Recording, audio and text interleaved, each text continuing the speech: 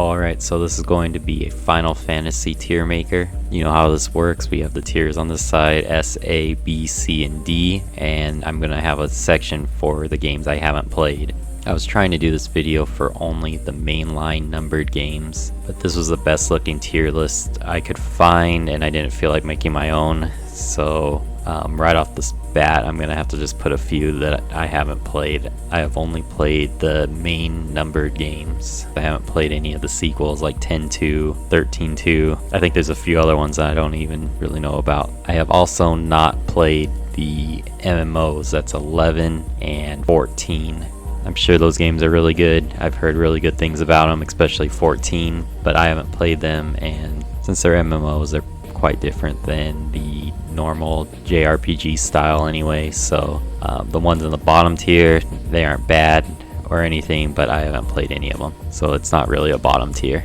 So D is my real lowest tier. Alright, so we'll start out with the original, the first Final Fantasy, the classic. I'm gonna put this one in B. I really do like this one a lot, and it was really incredible for its time.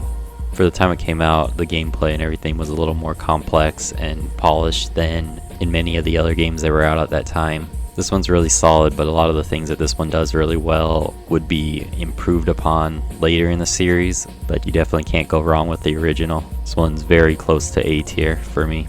Next, I'm gonna go here with 2 in the C tier. It's probably one of my least favorite. It was a little bit more on the boring side. They made some new tweaks and implementations to the gameplay, but ultimately I don't think it was executed as well as in the first game, and some of those changes that the second game made would be done better in the games to come. This one also had probably one of the least memorable stories for me.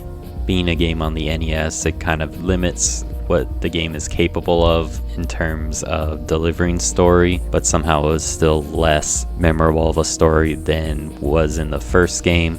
Even with the unnamed cast in the first game, this one still was a little less memorable to me. Also, some parts of the game were just a little bit less fun.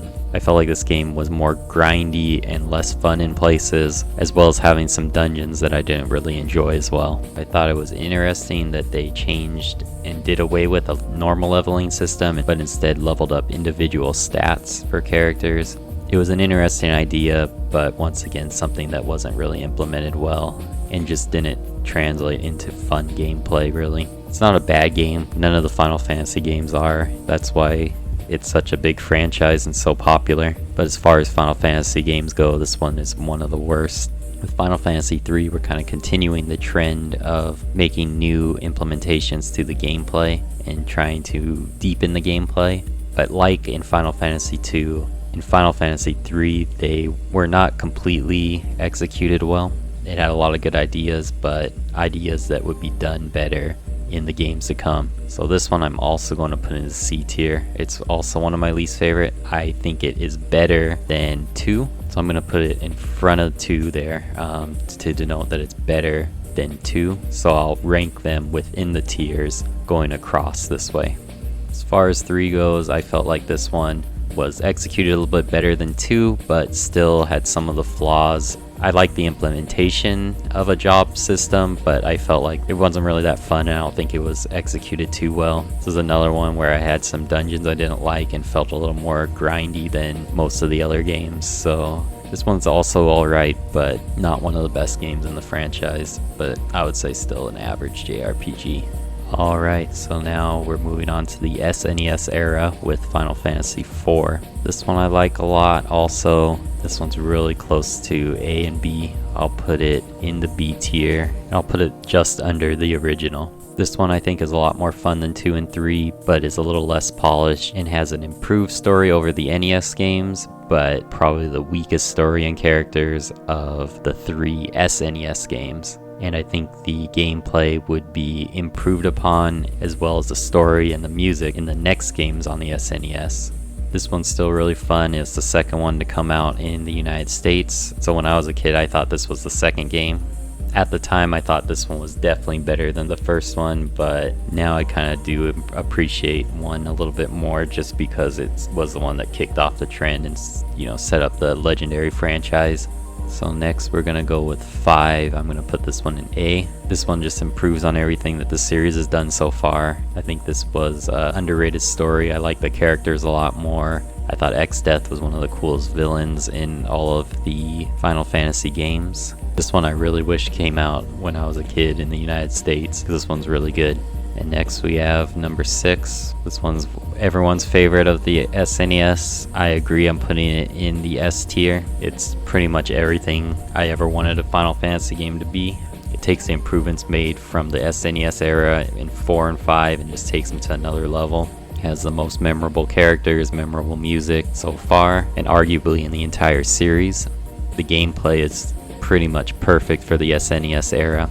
They really fleshed out the game on this one by making pretty much the most interesting and in deep battle systems of its time. You had a wide cast of characters with different types of attacking systems. You had Edgar using tools, you had Gao with his rage system, you had Terra as like a magic caster, you had Sabin where he had his special moves as almost like a Street Fighter combo.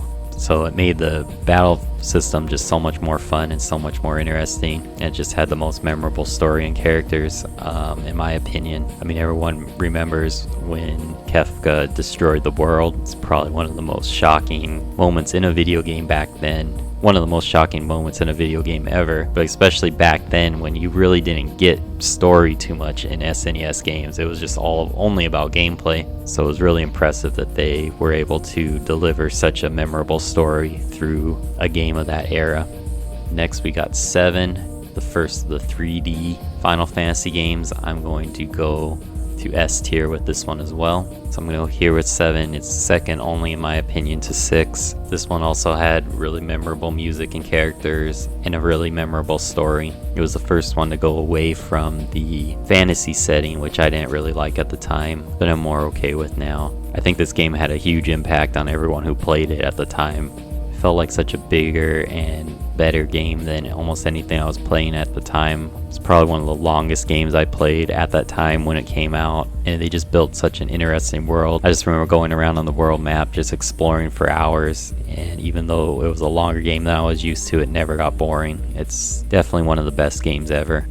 So after making basically a perfect game in 6 and 7, what did they do with the 8th edition? Well, let's see. No, I don't really hate this one like most people do. I will put it in B actually. I think it's kind of decent. I hated it at the time when it came out. I do think this is where the series kind of started to move away from what I liked. The setting wasn't really something that interested me, and I didn't really like the characters too much. I understand why a lot of people don't like it, but honestly I do think it was pretty fun to play when I finally gave it a chance. Thought the junction system was a nice implementation and was a nice change of pace from a lot of the other RPGs I was playing. If I played this one as a kid though, I probably wouldn't have been able to figure out the junction system, and I probably would have just hated it more, but I gave it a chance somewhat recently and I did like it, so I'm going to put it in the B tier as the third of the B. I don't think it deserves the hate that it gets, but I do understand the disappointment coming after 7. With 9, I'm going to go back up into S tier. This is another one back to the fantasy setting, which I really like. This one's another one with a really incredible world, memorable characters, just really fun gameplay, really balanced gameplay. This one doesn't get boring at all, really memorable music, so it's got everything. This was another one that I just play for hours and hours and just try to explore every piece of the map, try to uncover every secret. Then I actually put it a little bit ahead of 7. I don't think the story or the characters were quite as memorable in 9 as 7, but I'm going to put it ahead of 7 because I think it was just more fun to play. And ultimately in video games, the most important thing is just how fun the gameplay is. And I'm going to have to give the edge to 9, just slightly over 7. Alright, so next is going to be 10. 10 I think is where the series started to kind of get away from what I was into. I do think it's a good game. I'm gonna go in B tier, but I'll put it as the best of the B tier, even ahead of the classic original. There's another one that was just really fun to play. Like I said, I did think they were kind of getting away from what I like. They kind of went on that route with 8, where they kind of just did really into the cutscenes and really into making it look really good and have the character's hair look perfect and all that. This one they do manage to keep the fun gameplay, but it is something that they will lose a bit in the future. Characters were pretty memorable. and I thought the world was pretty beautiful to look at. I'm not sure if I enjoyed the Blitzball, but I did enjoy the game overall. So this one's going to be B tier, but in the upper half of Final Fantasy games. So with 12, I'm going to go into C tier, and I'm going to put it behind 2 and 3. This game has probably the least memorable characters so far, but the gameplay is still pretty fun. It's nothing groundbreaking or incredible, but it's fun enough to play. It does get a little bit boring faster than any of the other Final Fantasy games so far. I still can't bring myself to say that 12 was bad at all. It's just mediocre. It does everything it sets out to do competently enough, but ultimately just happens to be a little bit forgettable. And really maybe the most forgettable out of the entire franchise. Next we're gonna go with 13. This one really didn't work for me. The story was, I thought, the worst. The characters are among the worst. The gameplay is among the worst. It's not the worst game or the worst JRPG I've ever played. I honestly don't think it's as bad as some people say, but it is definitely the worst Final Fantasy game I ever played. I didn't enjoy the weird non-linear type of story it had. I didn't really enjoy the gameplay that looked good but just felt like it lacked something, lacked some substance that I was looking for. So it's probably the worst. Next is the most recent game, Final Fantasy 15. Now that one I will put ahead of 13. Final Fantasy 15 I think had a lot of potential to be a good game. I heard the state that it was shipped out in was really bad. They made a lot of patches and adjustments to it that improved the gameplay, mainly the final chapter, which I heard was really long and horrible to play through, and they updated that in a patch and made it better. I don't like the way that they release the game in chapters at all. By the time I played the game, it was already released in full, so by playing the game late, I missed out on a lot of the things that made people really hate this game. I actually did have some fun playing it, especially in the beginning parts of the chapters. I really liked the dynamic the characters had together. I liked the kind of road trip feel where you were driving around and exploring. I thought the world looked pretty good, and it was a pretty big world with some interesting stuff in it, but the game doesn't really make you explore it much. The game felt like it could have been so much longer and have so much more content. It just leaves parts of the map unexplored unless you really force yourself to explore it. A lot of the side quests are kind of meaningless. The game builds up pretty nicely up until the point where you get to the water city, Alticia, I think. And without giving spoilers, after you hit that major plot point at that city, the rest of the game just feels really rushed. Visually, the game looks really great. The battle system looks awesome. You got like characters flying around and it looks like there's a ton of action going on. But as far as actual gameplay, you're not really doing much. For most of it, you're just like pushing one button, and then when your bar fills up to do like the special moves, you push that. The combat on screen looks very complicated and looks incredible, but in actuality, the input you have is very limited. Unfortunately, it lacks a lot of much needed depth. I think this game could have been awesome. I feel like it had the framework of a classic game, but they only went like halfway there. So unfortunately, I can't go any higher than D tier on that one. So that's my Final Fantasy tier list, ranking the games from best to worst. Just the number of games, excluding the MMOs. I hope you enjoyed the video. If you did, please like and subscribe. It would mean a lot to me if you would subscribe to my channel. I have a lot more videos coming. So thanks for watching. Until next time, bye.